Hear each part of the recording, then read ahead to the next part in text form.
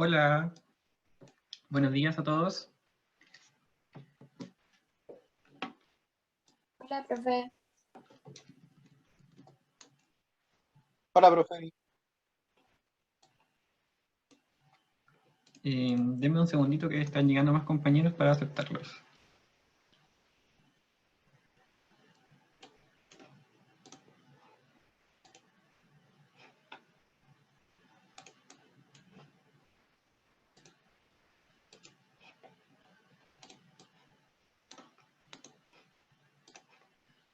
Ya.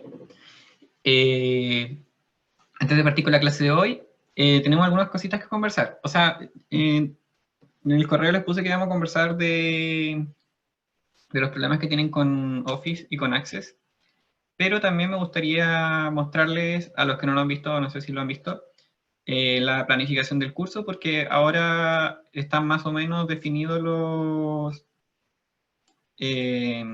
quizzes con los temas.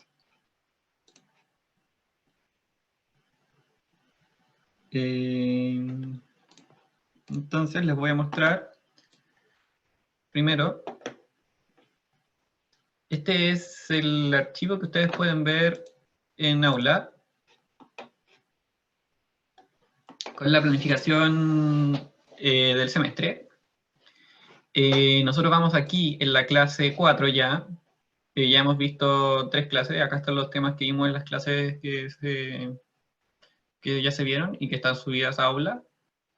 Y vamos acá. Hoy día vamos a ver sistemas administradores de base de datos relacionales y algunas otras cosas que aparecen ahí en el programa. La próxima semana tenemos planificado ver SQL, que es un lenguaje para hacer consultas. Se supone que en Access, pero igual han habido hartos problemas con Access. No sé, algunos de ustedes tienen Mac, no tienen Windows y no hay Access para Mac. Han habido problemas de licencia, se han bloqueado los Office, entonces hemos tenido varios problemas y es un poco complicado poder solucionarlos todos estando así online. Yo creo que si estuviéramos en sala de clases sería fácil porque como que podríamos ver los computadores en vivo y tratar de encontrar alguna solución. O podríamos ir a la sala de computación del campus, no lo sé. Entonces estamos todavía conversando con los profesores qué vamos a hacer al respecto. Igual tenemos algunas alternativas que podríamos usar la próxima semana para poder ver los temas, así que no se preocupen. En el peor de los casos, usamos otro motor de base de datos que no es Access y que no haya que instalarlo y que no sea tan complicado de usar. Igual podemos aprender a hacer consultas de SQL, que es como nuestro objetivo en el curso. Bueno, pero ¿por qué les muestro esto también? Porque aquí aparece la ayudantía de los quizzes. Tenemos espacio como para hacer 8 quizzes. El primero sería la próxima semana, el viernes en el horario 11-12. Me preguntaron si podíamos cambiar el horario de ayudantía en caso de que volviéramos a modalidad presencial, porque obviamente es muy tarde. La verdad es que si ahora llegó un comunicado de la universidad que dice que hasta el 17 de junio tenemos modalidad online, por lo menos. Entonces, después nos quedaría ver 4 semanas o quizá menos, 3 o 4 semanas de ver dónde hacemos la ayudantía. Así que yo creo que si volvemos a modalidad presencial, en la primera clase que tengamos en sala vamos a definir de nuevo el horario de ayudantía o vamos a poder ajustar, no sé, las fechas de los quizzes que quedan. Así que no se preocupen por eso. Lo importante por ahora es que todos puedan conectarse a un horario en común para poder rendir el quiz y que no tengan problema con eso. Igual los quizzes y la ayudantía no están planificadas para hacer toda la semana. Si se fijan, antes del certamen 1 tenemos solamente 3 quizzes. Antes del certamen 2 hay más quizzes, pero ahí tenemos que también ajustar el número. Yo creo que sí van a ser 7. Van a ser 7, vamos a borrar 1 y además vamos a dar la posibilidad de que recuperen cualquiera. Uno de los quizzes podría ser recuperado en la semana 14, O sea, tienen dos posibilidades de mejorar nota. Como les dije, también hay un certamen recuperativo en caso de que no puedan asistir a uno de los dos. Y no sé si tienen alguna pregunta al respecto de la planificación. Hasta el momento, igual para nosotros es súper complicado como planificar como para el futuro sin saber si vamos a volver o no a como modalidad presencial. Entonces, como que la primera mitad del curso yo aquí la tengo súper completa. Hace más o menos que vamos a ver y hemos buscado alternativas como para poder hacer la modalidad online más o menos apropiada. Pero la segunda mitad del curso todavía la estamos conversando a ver cómo hacemos que sea más interactivo o cómo podemos llegar a ustedes de mejor forma. Los quizzes son en parejas, en grupo de 2 personas. Yo creo que la próxima semana vamos a pedir que se inscriban en aula, que escriban su nombre con su compañero, así que vayan buscando ahora algún compañero.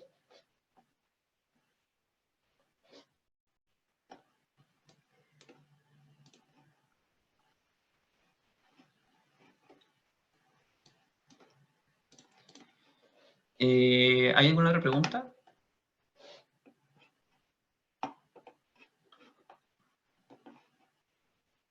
Bueno, si no hay más preguntas,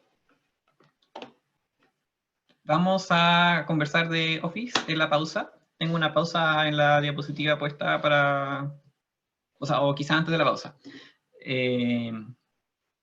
Para que ustedes me cuenten también qué problema han tenido, porque ya hemos detectado varios. Hay licencias que no se activan, no sé si solamente Access no se activa o todo el Office quedó bloqueado.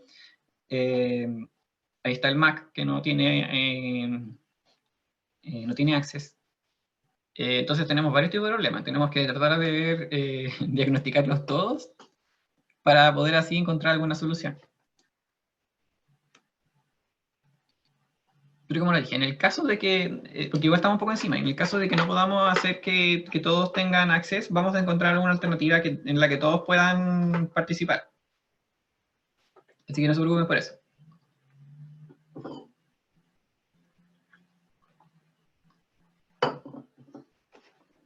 Ya, entonces vamos a empezar a ver la clase de hoy, que es un poquito más corta que las clases que hemos tenido antes, porque igual el tema es un poco más corto. Pero igual tenemos que verlo porque es importante.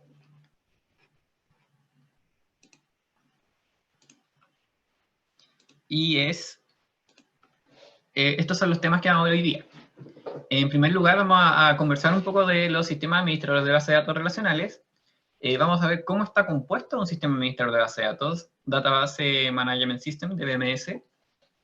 Y vamos a ver las funciones que tiene un sistema administrador de base de datos.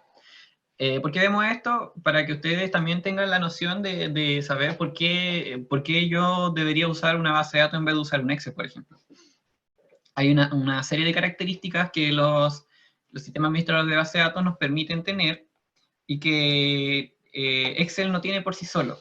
Como que habría que invertir quizá un poco de capital humano como para poder agregar un poco más de funcionalidades a una base de datos que esté funcionando en base a puros archivos de Excel. Ya, entonces empezamos con el primer tema. Eso, hay una pregunta entre medio de la clase, así que aprovechen de conectarse a Socrative, los que no se han conectado. Vi un nombre nuevo acá de Vittorio, creo que dice que se dice el pronuncia. Bueno, te cuento que estamos usando Socrative para poder hacer preguntas interactivas en medio de la clase. Tienes que entrar a una dirección que yo voy a poner en el chat.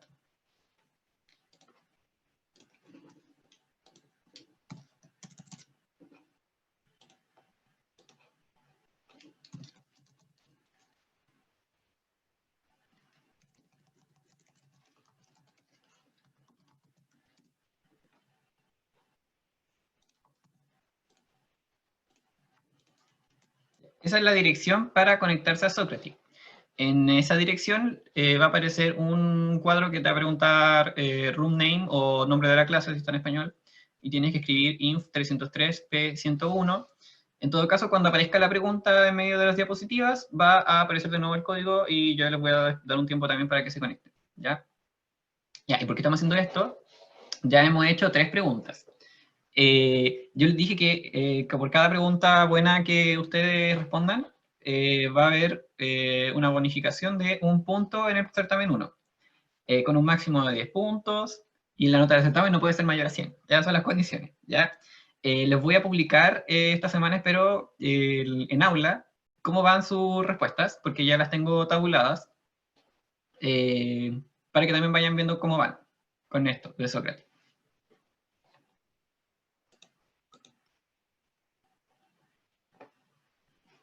Bueno, volviendo a la clase, el primer tema es sistema administrador de bases de datos relacionales. Hasta ahora hemos visto que las bases de datos relacionales se almacenan en tablas, ¿cierto? Y eso no es muy distinto a Excel. De hecho, es súper parecido a Excel. Pero entonces, ¿por qué yo debería usar una base de datos en vez de un Excel? Y la verdad es que, como les dije anteriormente, hay algunas funcionalidades que son útiles cuando trabajamos con datos. Porque nos interesa tener los datos y que no se pierdan, por ejemplo.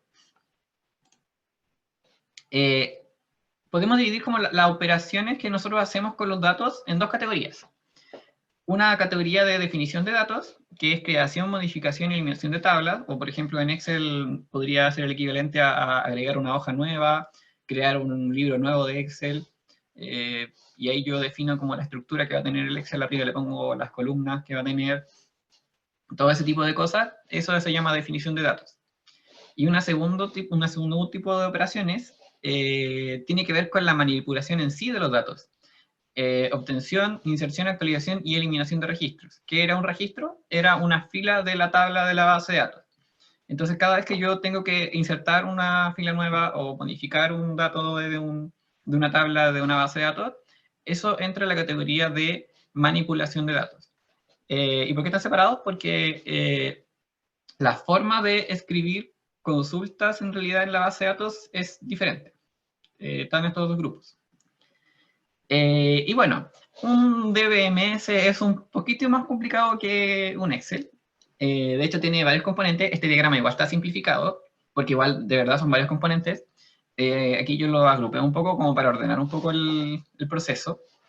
Pero bueno, cuando nosotros usamos una base de datos, hacemos consultas. Como que le preguntamos a la base de datos o le decimos a la base de datos que haga algo. Y aquí están los 2 tipos de consultas. Las consultas para manipulación de datos, DML, por Data Manipulation Language, o las consultas de definición de datos, DDL, Data Definition Language. Y estos 2 tipos de consultas o peticiones que nosotros le hacemos a la base de datos, entran al motor de base de datos o al sistema administrador de base de datos, y son procesadas por un compilador. Porque las consultas están escritas en lenguaje natural. Nosotros escribimos palabras, y que vamos a ver la próxima semana, en la próxima clase, perdón. Escribimos como una instrucción en inglés, de, oye, base de datos, haz esto, en inglés, y eso es interpretado por la base de datos, y eso causa que se procese una consulta, se consulte el diccionario de datos, porque el diccionario de datos contiene la información de cómo están estructuradas las columnas. Eso crea una transacción, que es una palabra nueva que apareció ahora, pero que es súper útil, y vamos a revisarla también en esta clase. Y además hay algunos subsistemas que tiene el motor de base de datos que aseguran la integridad de los datos, que exista control de concurrencia, que se realicen respaldos y que además se pueda recuperar de algún error si es que existe. No sé si a ustedes les ha pasado que están escribiendo un informe y se les olvidó guardarlo, se les quedó pegado al computador y hasta ahí nomás llegaron. Eso en una base de datos existe un sistema que se encarga de repararse y de recuperarse de este tipo de errores, para que no haya pérdida de información. Y bueno, finalmente, todo sale del motor de base de datos como una transacción, que como les dije vamos a verlo a continuación, y eso llega finalmente a una base de datos física. La base de datos física es un archivo, son 10 archivos, dependiendo del sistema administrador de base de datos, pero existe físicamente la base de datos en el computador. Claro que uno no puede llegar y abrirla. No es como un archivo de Excel que uno lo va a abrir con Excel y va a ver, ah, ya, aquí están los datos. Porque igual tiene seguridad el motor de base de datos, como lo vamos a ver más adelante.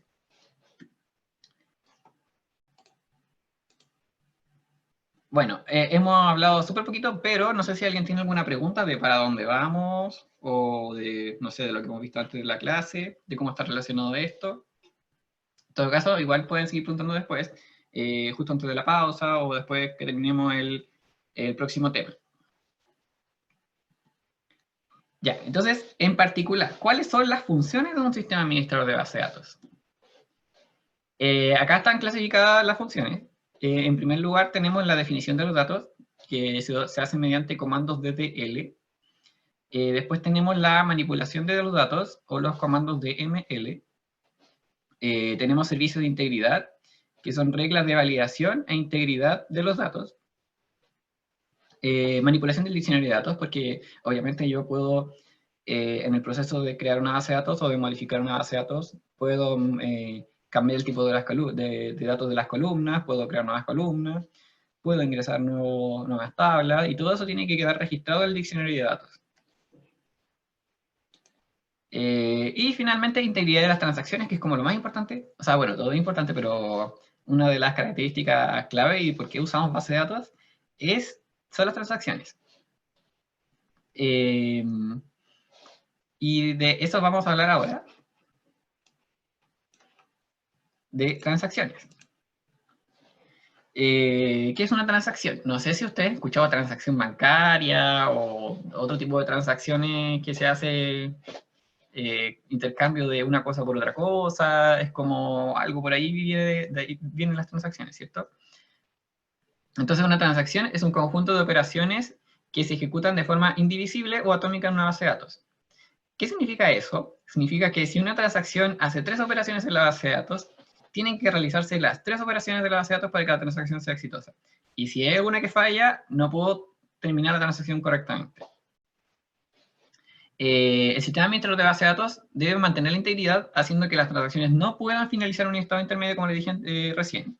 O sea, si tengo 3 operaciones, se hizo la primera, se hizo la segunda y la tercera falló, la primera y la segunda hay que deshacerlas, porque no puedo terminar una transacción sin que todas sus operaciones estén correctas.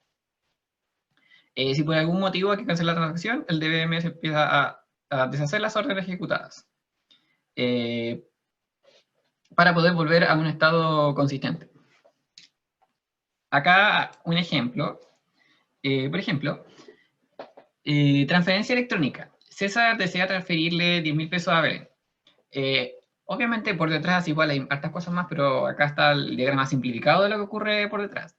Imaginemos que todos los dos tienen la cuenta en el mismo banco, como para que no hacer un poco más complicado el problema. Pero bueno, estos son los 3 pasos que ocurren.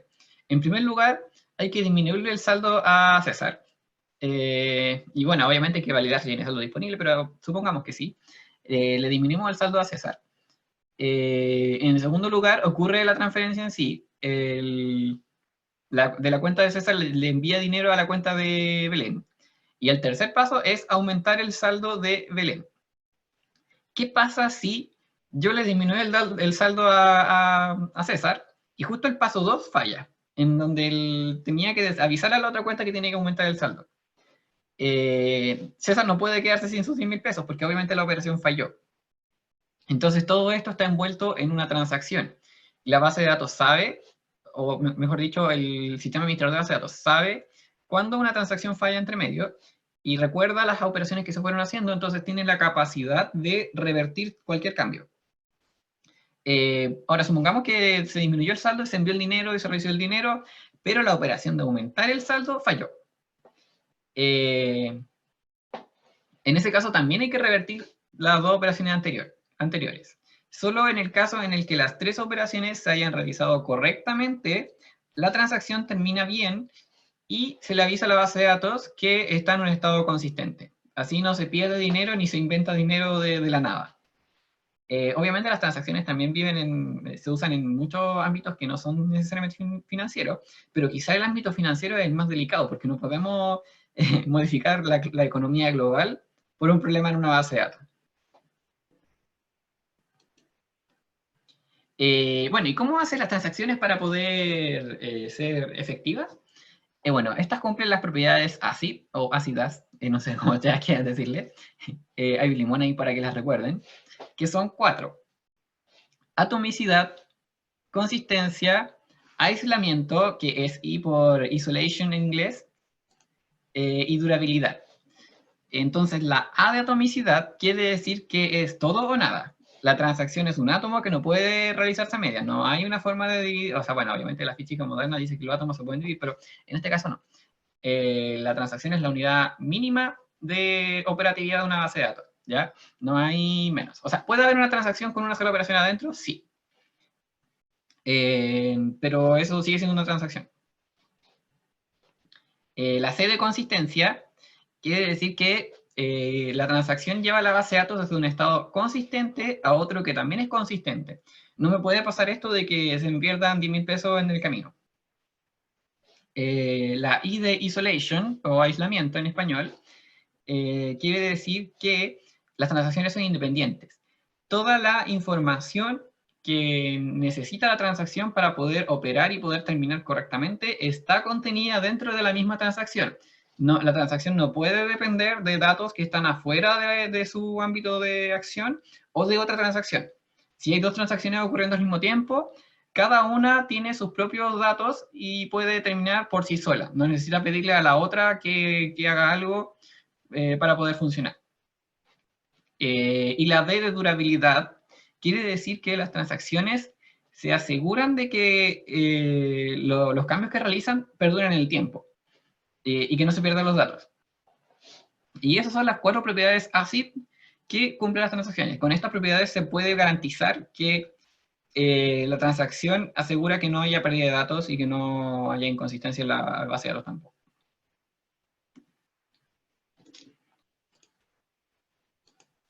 Bueno, otro tema que también es una función de las bases de datos son los respaldos. Que es muy importante tener respaldo en caso de cualquier problema, porque se puede borrar la base de datos o no sé. No sé si ustedes cuando, no sé si han comprado discos duros nuevos, quizá han tenido la posibilidad de cambiar el computador, siempre lo primero que hace uno es un respaldo, en caso de cualquier cosa, y lo copia al otro computador. Bueno, acá pasa lo mismo más o menos. La base de datos tiene datos actuales, pero de acuerdo a las políticas de la empresa donde esté funcionando la base de datos, existen respaldos programados. En este ejemplo, por ejemplo, la base de datos es respaldada cada 1 hora y los respaldos son copiados a otro computador. Obviamente esto ocurre de manera automática o en realidad podría ocurrir de forma manual, de que haya una persona destinada a hacer el respaldo y sacar el archivo y copiarlo a otro lado. Pero en general esto ocurre de forma automática y hay software que se encargan de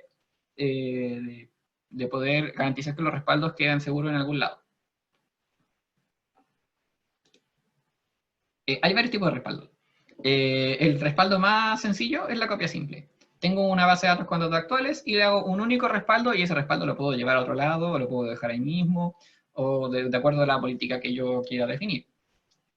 Existen también los respaldos dobles, en donde se hace una copia se hace un respaldo de la base de datos, perdón, y ese respaldo se guarda en 2 ubicaciones distintas.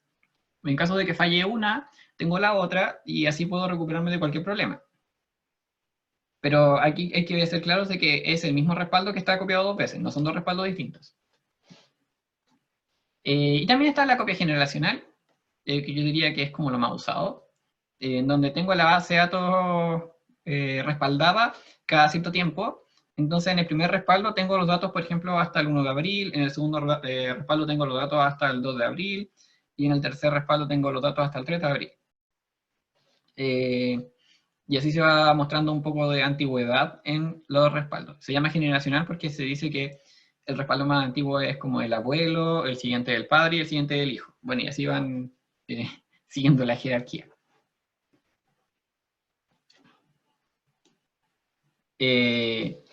Bueno, ahora que hemos hablado como de algunos temas introductorios, viene la pausa y veo que hay una asistencia casi completa.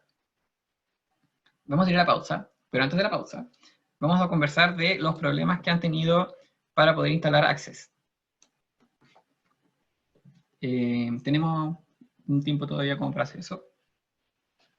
Entonces, no sé si quieren escribir en el chat, yo voy leyendo, o quieren activar su micrófono y vamos comentando entre todos, y yo voy tomando nota para poder conversar con los demás profesores y con la coordinación de la asignatura, porque igual estamos viendo qué hacemos para poder hacer que todos puedan realizar consultas de SQL la próxima semana.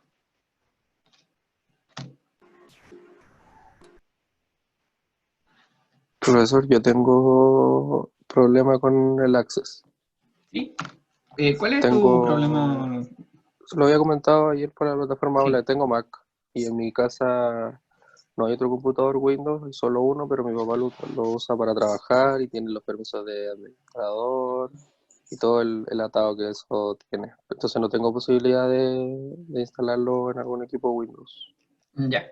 Sí, mira, no te preocupes en ese caso.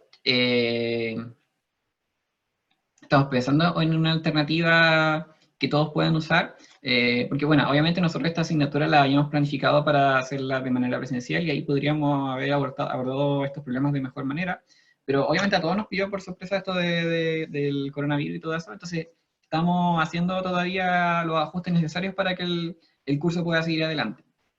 Y tenemos muy considerado el problema de que hay Mac. Sí. Bueno, acá en el chat preguntan por Power BI. Tenemos un tiempo todavía como para reaccionar ante Power BI. Y la verdad es que Power BI tampoco está para Mac. Ya lo revisamos. Y no está en Office, pero es gratuito y se puede descargar aparte. Eso sí, para los que tengan Mac tenemos que todavía ver alguna solución. Pero, por ejemplo, no sé si ustedes han escuchado hablar de las máquinas virtuales. Es un software que permite tener un Windows, por ejemplo, dentro de un Mac. O un Windows dentro de Windows, o no sé. Yo, por ejemplo, tengo aquí en mi computador, que es Windows, tengo otro Windows adentro. Aquí les voy a arrastrar la ventanita. Por fuera del PowerPoint está funcionando en un Windows. Y aquí adentro en esta ventanita, que de este programa que se llama VirtualBox, tengo otro Windows funcionando. Entonces, es posible, por ejemplo, tener otro sistema operativo si es que no tienen Windows. Pero igual yo creo que estamos un poco encima como para poder hacer algún tutorial o algo para que ustedes puedan ver cómo instalar Access en Windows si es que tienen Mac. Entonces por eso ahí estamos viendo qué hacemos. Porque una alternativa es esa, de que les enseñemos a ustedes a instalar Windows en una máquina virtual y pueden instalar Access adentro. O la otra es que nos cambiemos a otro tipo de software.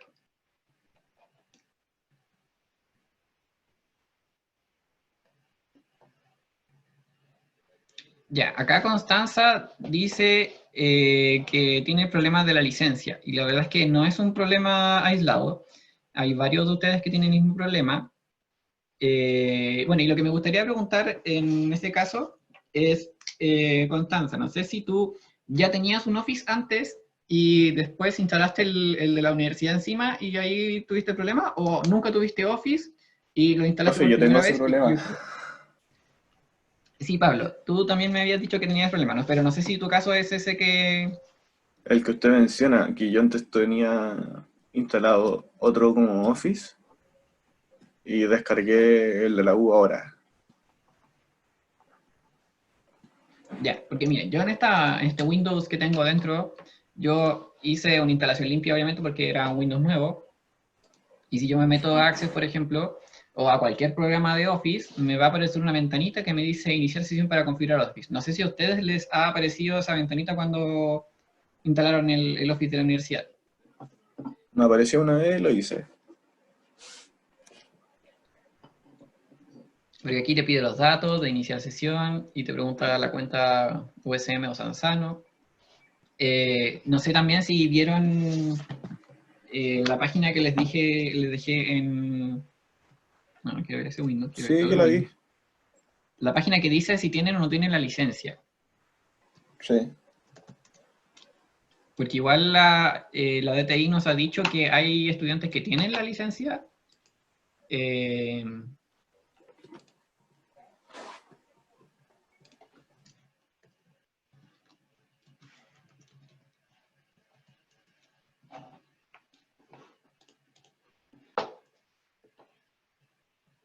Bueno, y yo, por ejemplo, si me meto aquí a mi cuenta,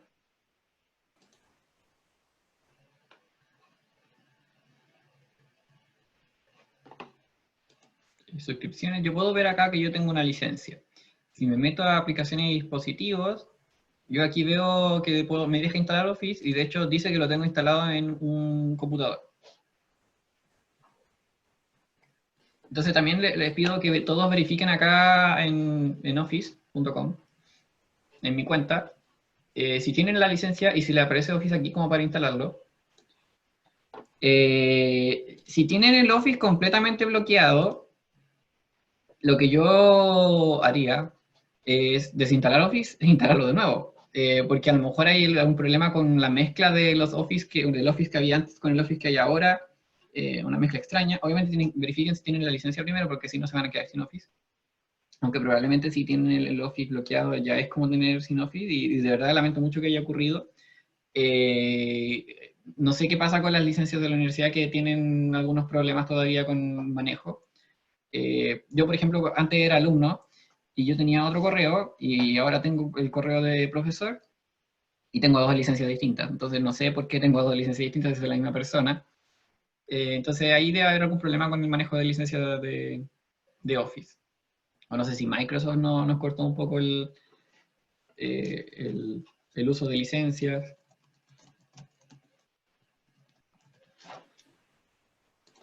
A mí Pero bueno, otra cosa... Ah, sí. lo que me pasa, ¿Profe? profe, es que, por ejemplo, tengo un Excel antiguo. Por ejemplo, hice Ujú. el horario de este año, hice un Excel antes de tomar el ramo. Y, no me, y tenía información y todo, y solo lo abre, pero no muestra ni una tabla, ni una celda. Ya, sí. Y arriba, en la barra de arriba, dice productos sin licencia o algo. No, nada. Bueno, en ese Como caso yo sí que desinstalaría Office. No sé si sabes cómo desinstalar el Office. en el panel de control. Sí. Bueno, Pero para me los que no salen, sepan, claro, me salen dos con fechas distintas. Debe ser uno ya tienes los dos Office a lo mejor como chocando entre sí. me sale uno antiguo y o sea, igual no debería ser de la fecha que sale, porque sale aquí en 2019. Pero yo el Ujú. computador lo tengo de mucho antes. Entonces, ahí seguramente Sí, anda bueno. ahí. Bueno, lo último que vamos a intentar. Prueben que pueden desinstalar el Office e instalarlo todo de nuevo. Porque si tienen dos Office, es probable que hayan eh, chocado entre sí o algo, y por eso usted haya tenido algún problema. Bueno, cuando me metí acá al Office por primera vez, me pidió hasta un código del teléfono.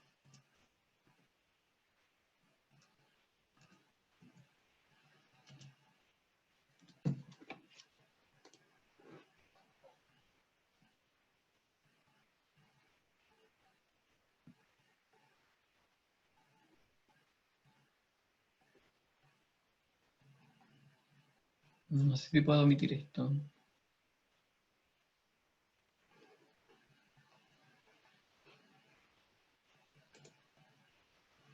Bueno, pero eso es lo que debería salir la primera vez que ustedes usan Office. Si tienen dos Office, yo creo que ahí va a haber un problema de, no sé, quizás los Office están chocando. Así que traten de entrar al panel de control, desinstalar el programa, desinstalen todos los Office que vean e instálenlo de nuevo para ver si la licencia les funciona. No se van a perder datos ni nada. No solamente se van a borrar los programas de Office. Si tú tienes tus archivos en otro lado, no hay problema. Lo único que va a pasar si desinstalas Office es que después los archivos no los vas a poder abrir con nada. Pero bueno, ahora ya no los puedes abrir con nada, entonces como que no hay mucha diferencia. Ah, profe, el otro. Ayer me metí a Excel porque una compañera me dijo que había como un problema. Ujú. Y cuando los intenté cerrar, como que decía que había escrito algo y no sé qué cuestión, era como un mensaje medio raro. ¿En Excel? En Access. En Access. Sí, mira, es que Access... y puedo usar Access, pero no puedo usar Excel. Es que sí puedo Ujú. meterme, por ejemplo, yo me puedo meter a Excel en una plantilla nueva. Lo que no puedo es abrir archivos antiguos o que estén guardados. Eso es lo que no Qué puedo. raro. Bueno, pero eso que me mencionas de Access es porque Access crea bases de datos en el computador y probablemente haya alguna cosa que no se guardó y por eso te pregunto. Ay,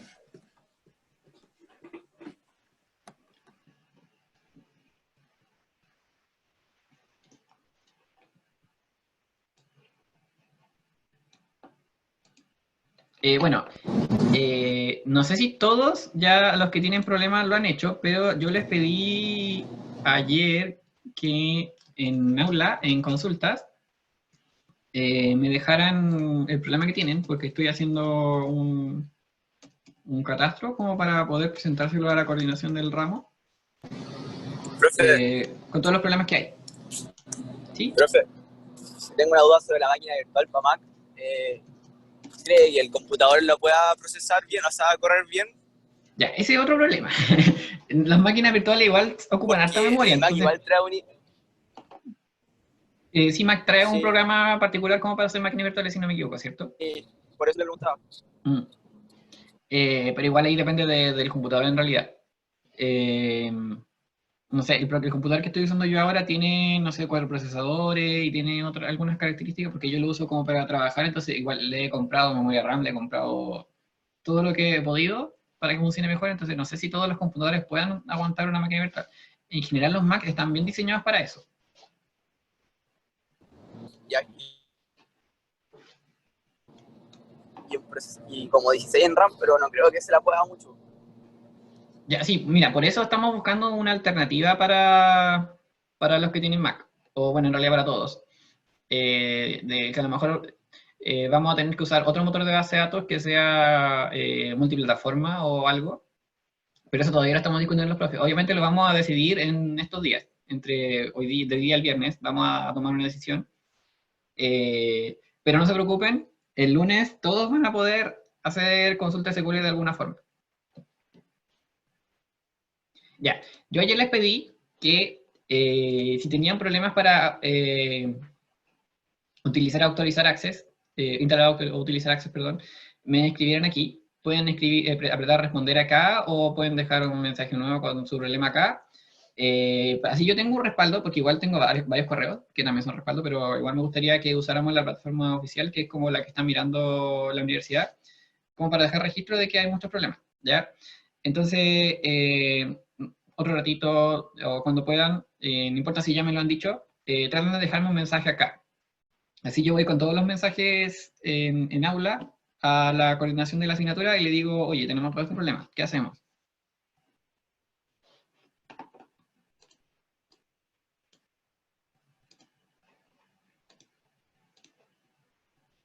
Bueno, y ahora nos vamos a ir a la pausa de 5 minutos. Pero Profe, bueno, si hay... ¿Sí? tiene más problemas. ¿Ah? En el chat hay gente que escribió que también tiene problemas. Ay, perdón, no lo había visto. Ya. Ya, Constanza me mencionó el problema de la organización.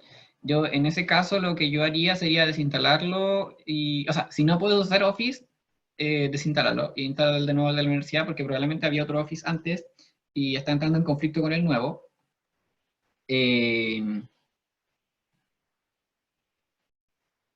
Ya que dice que no puede, que no puede abrir los archivos directamente, eso es un problema súper raro. Eh,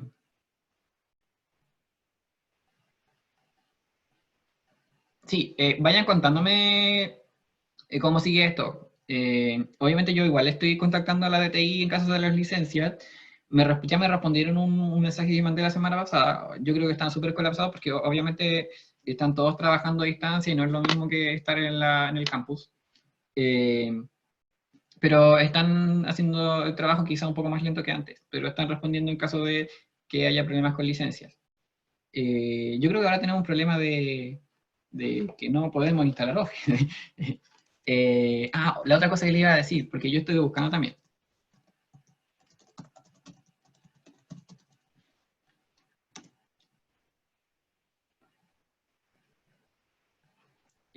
Yo busqué en Google, que es como el problema que tenemos, Office problema activar. Y acá en la página de Office me salió algunas soluciones. Eh, Les voy a dejar este link en aula para que lo lean. y vean si alguno de estos pasos les sirve. De hecho, hay un programa que uno puede descargar que les ayuda a verificar si hay algún problema para activar el Office por internet o algo. Pero miren, aquí básicamente yo veo que hay un problema de que hay más de un Office instalado o ese tipo de cosas. Les voy a dejar este link en aula, ¿ya? Y nos vamos a la pausa de 5 minutos, volvemos a las 9, bueno, 9:05. Mientras tanto yo les pego este link en el aula.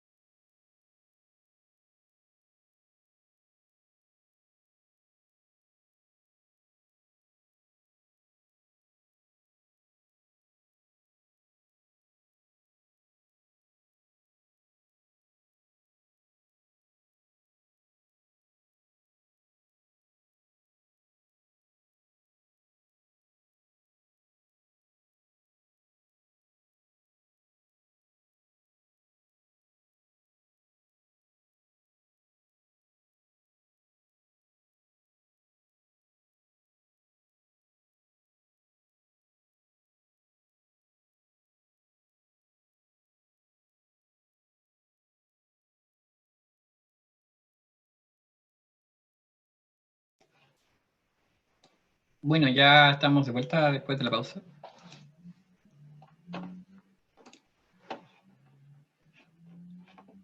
Vi que habían algunos mensajes nuevos en aula, así que gracias por escribir. Les voy a estar contando estos días qué pasa con eso.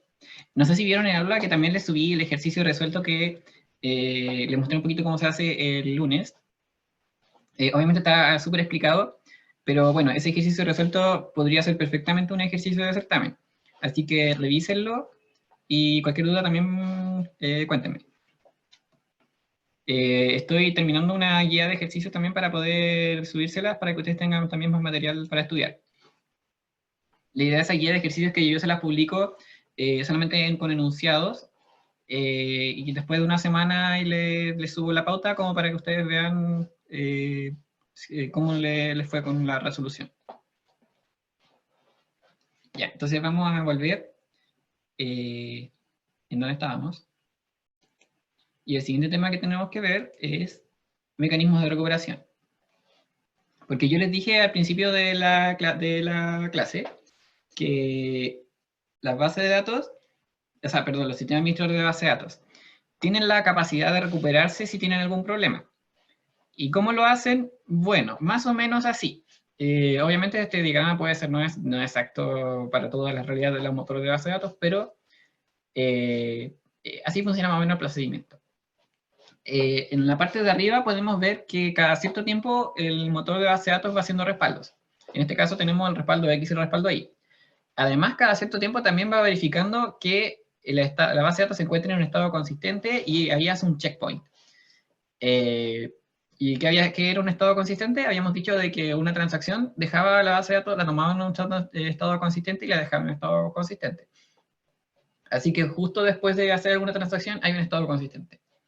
En la parte de abajo podemos ver las operaciones que se han realizado en una línea de tiempo en la base de datos, y el motor también lleva un registro de cuáles son esas operaciones en particular. Obviamente esas operaciones están agrupadas en transacciones. Entonces eso es como más o menos lo que tiene este diagrama. Así funciona una base de datos en forma simplificada.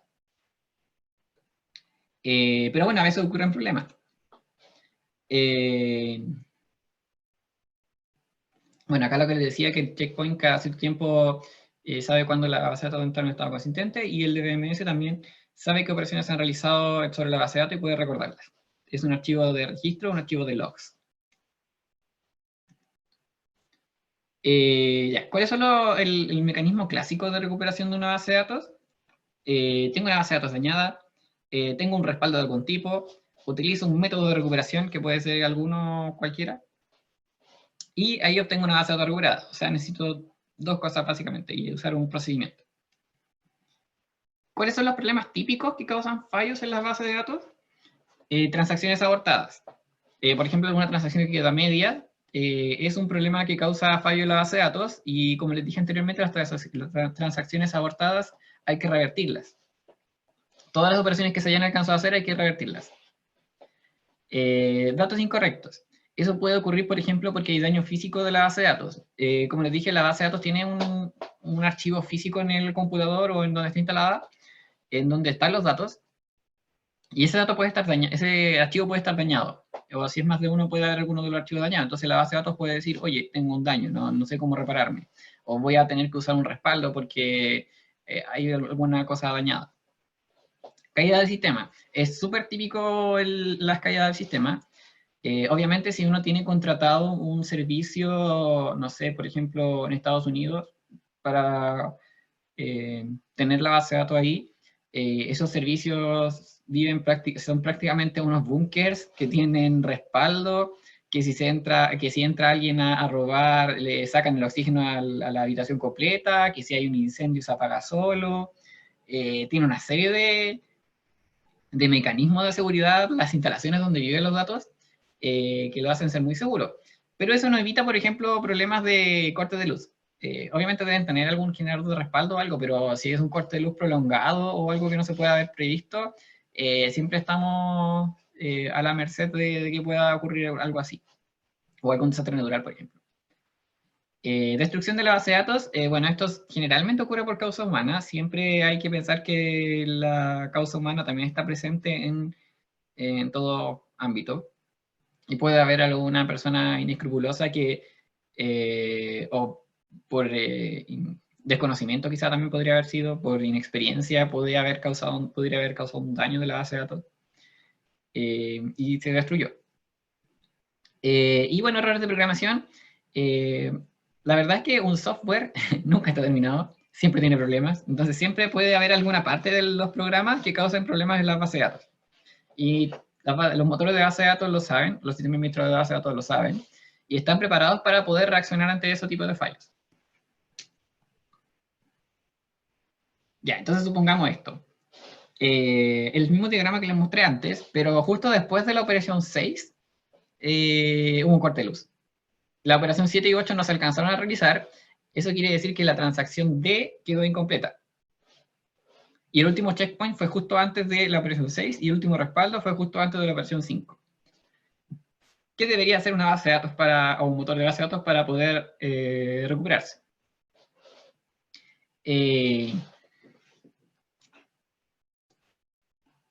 Bueno, hay un procedimiento típico que sirve para casi todos los casos, que lo voy a describir a continuación.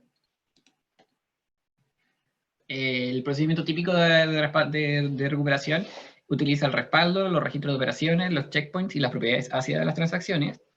En primer lugar, hay que restaurar el último respaldo.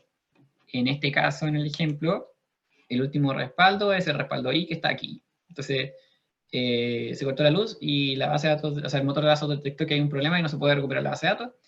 Ya, vamos a tomar el último respaldo hasta acá. El siguiente paso es revertir las transacciones incompletas. Hasta el punto de acá no había ninguna transacción incompleta, así que no hay que revertir nada. Si yo tuviera un respaldo de justo antes de que se cortara la luz, acá, y se hizo el respaldo y quedó la operación 6 a medias, yo esa operación la tengo que revertir, porque no está dentro de... no cumplió la propiedad así de la transacción. Tendría que devolverme. Volver al último checkpoint.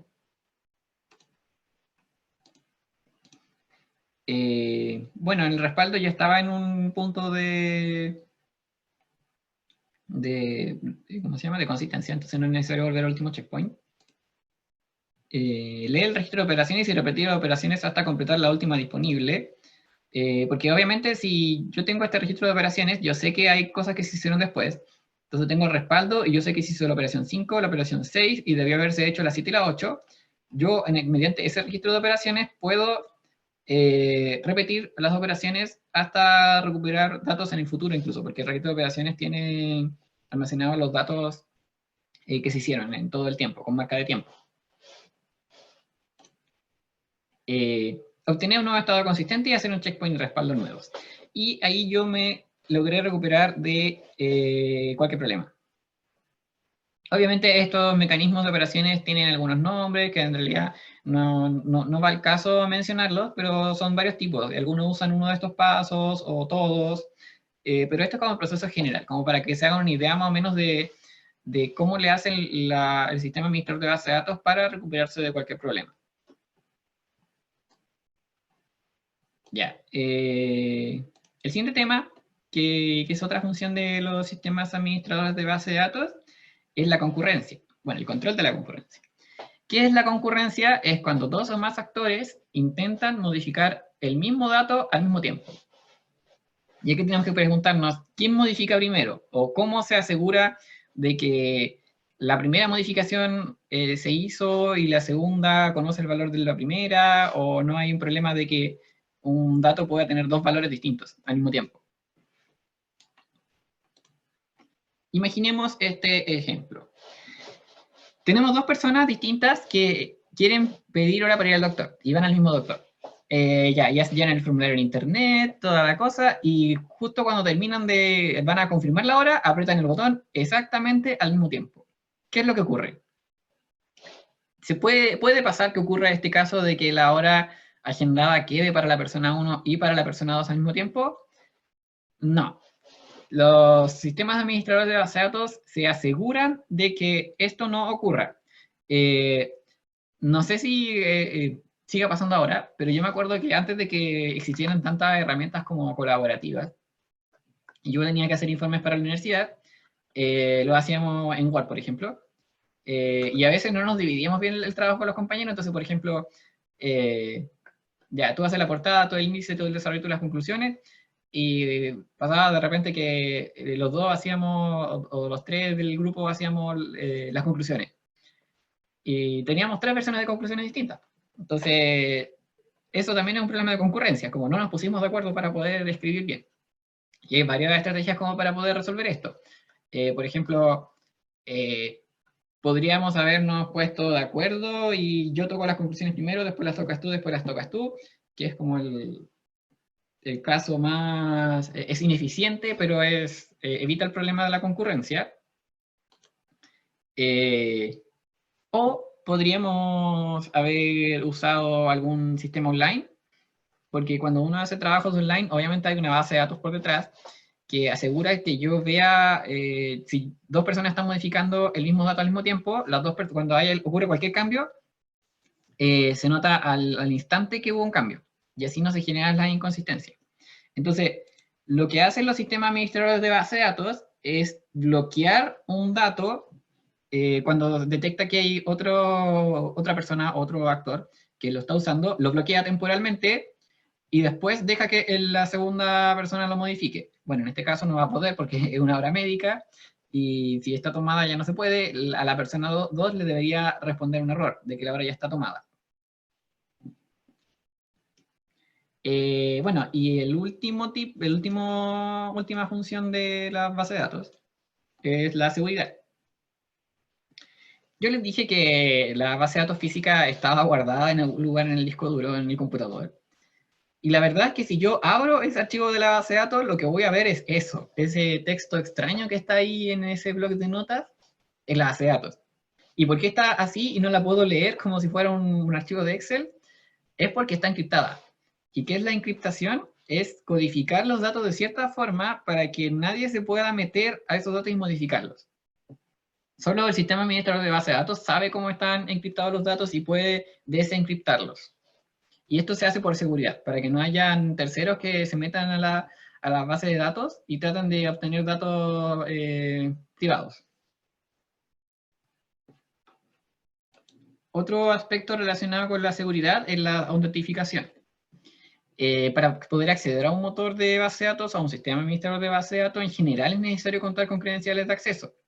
Y esto es nombre de usuario y contraseña, porque no podemos dejar la base de datos expuesta al mundo para que cualquier persona de internet se meta y pueda ver los datos que muchas veces son sensibles o que puedan modificarlo y causar problemas en los sistemas. Otro aspecto relacionado con la seguridad son los perfiles de usuario. Hay varios tipos de usuarios o varios usuarios que pueden hacer cosas en las bases de datos. Y no todos tienen los mismos permisos para poder manipular los datos. Por ejemplo, acá tengo una base de datos de 2 tablas, que es la tabla de persona y la tabla de mascota que vimos en la clase pasada. Y yo puedo decir que una persona, un usuario cualquiera, tiene permisos para leer ambas tablas, para insertar datos nuevos solamente en la tabla de persona, para modificar solamente la tabla de persona, y no puede borrar ningún dato. Este usuario no podría insertar nuevas mascotas ni modificar las mascotas existentes. Bueno, y finalmente, creo que esta era la última. Las bases de datos o sistemas administradores de bases de datos permiten tener vistas diferenciadas dependiendo del perfil de usuario al que se le muestra. Por ejemplo, podría haber un software que tenga 2 pantallas distintas con distintos datos que se conectan a la misma base de datos, pero cada una aborda la información de distinta manera, obviamente adaptándose al usuario. Y eso quizás es algo que es un poco complicado de hacer, no sé, por ejemplo, en un Excel. Tendría que hacer un tercer Excel o un segundo Excel como para poder adaptar los datos, tomándolos desde el primero. Y bueno, y esas son las funcionalidades en general que tienen los sistemas administradores de base de datos y por qué deberíamos usar un sistema administrador de datos en en lugar de muchos archivos planos o muchos archivos de Excel. Porque igual tenemos varias características que son muy importantes para las organizaciones, para mantener sus datos privados, para poder operar concurrentemente con muchos usuarios, para poder bloquear accesos, etc. Y para poder garantizar que esté en un estado consistente.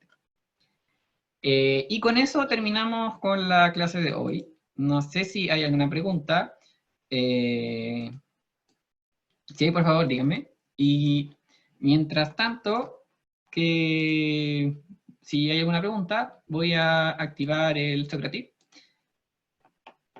con la pregunta de hoy.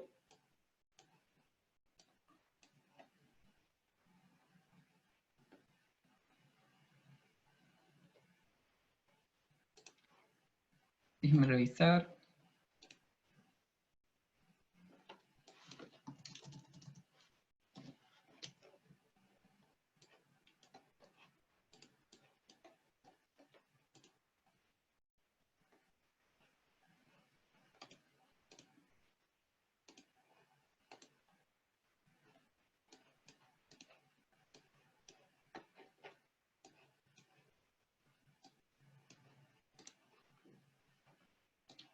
Ya, está habilitado Socrative. Y la pregunta de hoy es... voy a dejar la otra diapositiva. La pregunta de hoy es... ¿cuál de las siguientes no es una propiedad de las transacciones de un DDMS?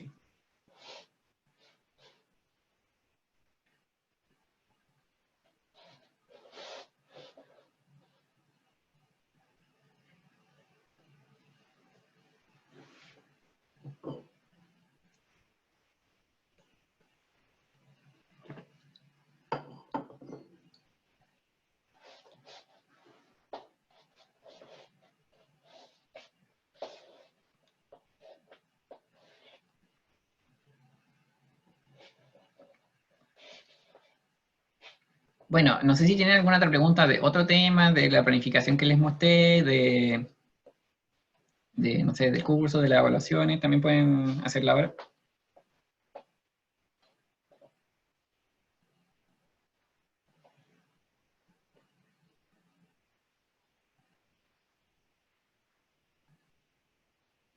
La próxima semana la clase va a ser súper práctica, porque yo les tengo que pasar un poco de teoría de cómo hacerle consulta a las bases de datos, pero igual la idea es que las vayamos haciendo en conjunto, entonces como que voy a ir revisando alguna cosa, o sea, algún comando que hay que hacer, y la idea igual es que todos lo vayamos siguiendo.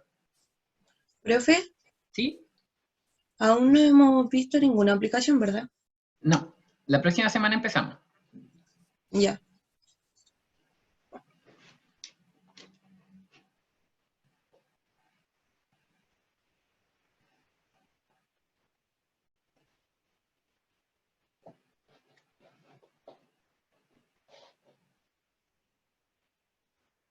Profe, ¿las ¿Sí? pruebas van a ser solamente de aplicación o van a tener cierta parte de contenido?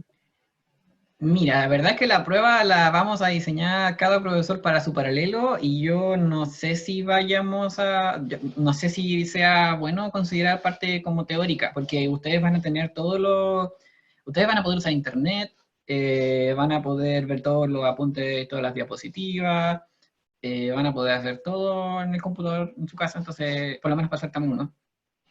Entonces yo creo que lo que va a hacer la prueba va a ser un poco más de aplicación. No va a tener nada de teoría. Gracias. O sea, bueno, sí va a tener la teoría, pero aplicada. Profe, pero consulta, se asume que antes de la fecha del certamen se va a encontrar la forma de que todos podamos tener la aplicación ya de los contenidos con el programa que en teoría debemos tener todos. Mira, es que la prueba no es solamente uso de programa. Va a haber una parte de modelo de datos, por ejemplo, de la clase pasada o en el ejercicio resuelto, había que dibujar algo. Y probablemente eso haya que hacerlo a hoja con papel y lápiz, no va a haber una aplicación como para poder hacer eso. Pero en ese caso, lo que podríamos hacer es que ustedes hacen la prueba común en una hoja, en Paint. No, tenemos software para hacer modelos de base de datos, ya, no se preocupen, o en un modelo, pero la verdad, si no nos vamos a complicar tampoco, en un papel, con papel y lápiz nomás, le sacan una foto con el teléfono y la suben a Aula, y esa sería la prueba, como que no, tampoco nos vamos a complicar. Ya, aquí hay una duda. Si hay transacciones varias entre un respaldo y un fallo, y luego de recuperar los datos hasta antes de esas transacciones, esas se revierten nomás como si no hubiesen existido. Ya, a ver, si hay transacciones varias entre un respaldo y un fallo. Ya, son cosas que se hicieron, pero que no están en el último respaldo. Mira, es que si yo restauro el último respaldo, esos datos no van a estar, porque no están considerados en el último respaldo, pero sí van a estar en el registro de operaciones. Entonces la base de datos es más costoso. Leer del... Déjame buscar la diapositiva.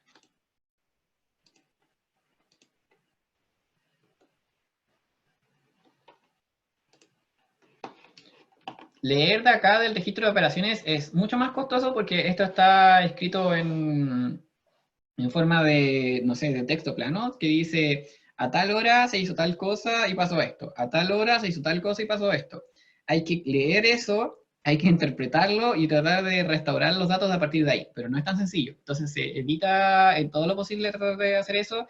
En cambio los respaldos ya tienen la base de datos lista, tienen la misma estructura, tienen los mismos valores, y en cambio hacerlo desde el registro de operaciones va a ser más manual, pero obviamente si yo quiero asegurar de que los datos estén y no los tenía respaldados, voy a tener que recurrir a esa forma un poco más trabajada de recuperar los datos. Entonces, la idea es recuperar la mayor cantidad de datos posible. No siempre es posible, no siempre se puede, pero obviamente tengo que recurrir a todo lo que tenga disponible. Si tengo un respaldo y tengo un registro, voy a tener que hacer primero el respaldo y después leer el registro y tratar de manualmente replicar las operaciones que se hicieron, y si en el registro hay alguna transacción que quedó incompleta, esa no la puedo recuperar.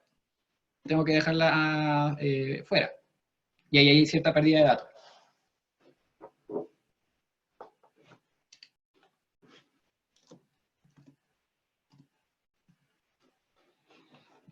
Bueno, todos ya respondieron la pregunta. La alternativa correcta era la D. ¿Por qué era la D? Porque las transacciones cumplen las propiedades ACID, y una de las propiedades es la isolation, aislamiento, que dice que tiene que tener por sí misma toda la información necesaria para poder funcionar.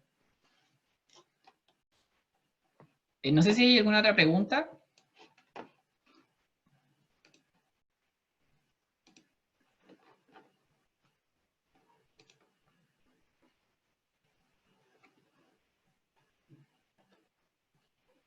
Bueno, si no hay más preguntas, obviamente ustedes pueden seguir preguntando en aula. Y cualquier cosa, no duden en escribir. Y hasta aquí llegaría la clase de hoy.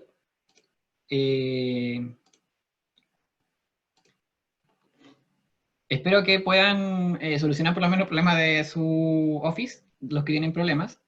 A los que tengan Mac, no se preocupen, estamos buscando una solución.